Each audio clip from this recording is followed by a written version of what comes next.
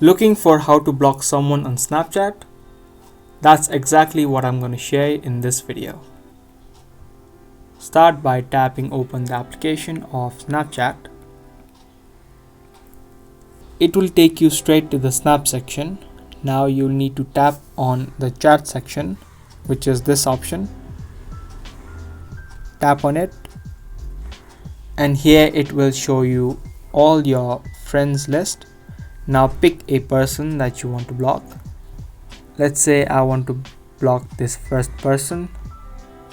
Simply tap and hold their name, and from there a menu will open. Now to block them, tap on manage friendship, which is the second option. Now here you will see an option for block. With blocking people, you can also remove them and also report their accounts if they are causing you problem. To simply block them, tap on block, and again Snapchat will ask you if you want to block this particular person. Simply tap on block, and the person will be blocked from your Snapchat.